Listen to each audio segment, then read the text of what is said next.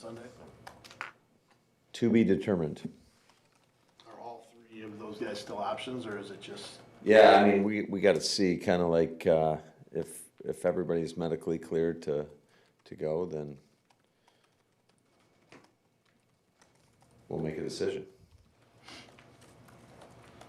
What have you seen from just Toon throughout the week operating with the first? Yeah, I think he's done an outstanding job. Talk about just ownership of the plan and command in the huddle and the operation, all the little things that are big things in terms of your ability to go out there and execute. I think he's done an outstanding job. Sean Mannion's put a ton of time in with him and is really getting up to speed. Matt, what have you thought of the job Sean's done? Unbelievable. Great job. He's been awesome. He's got a bright future in this profession. He attacks it the same way I knew he would when he was a player. Just extreme ownership of everything, puts in the extra time, just goes above and beyond the call of duty, which is exactly what you want from your assistant coaches.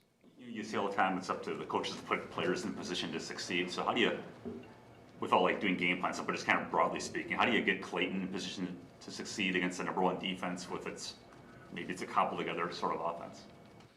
Yeah, I mean, this defense has a ton of challenges, and we've talked about that, I feel like, at length. So, it's about making sure that you have a sound scheme and sound plan, and then you also got to take into account what these guys have time on task with. So it is a little bit of a challenge in that regard, but we feel like we've got a plan that we put together that will give our guys an opportunity to go out there and make some plays.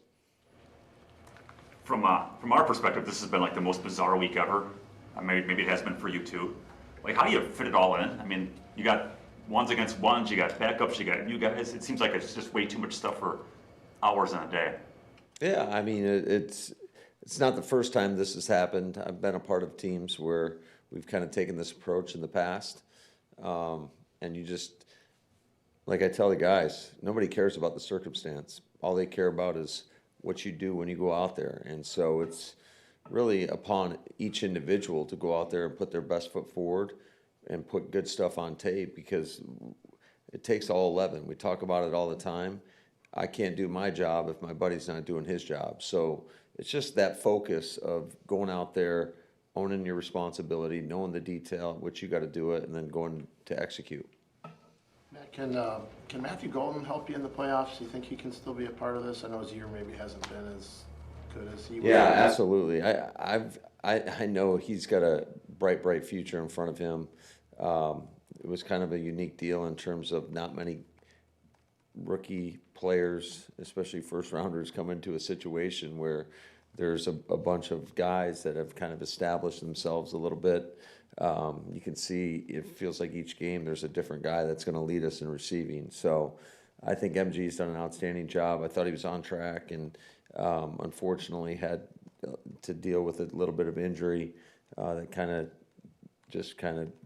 made it a little bit more choppy, I would say, in regards to his ability to get in there and have meaningful snaps.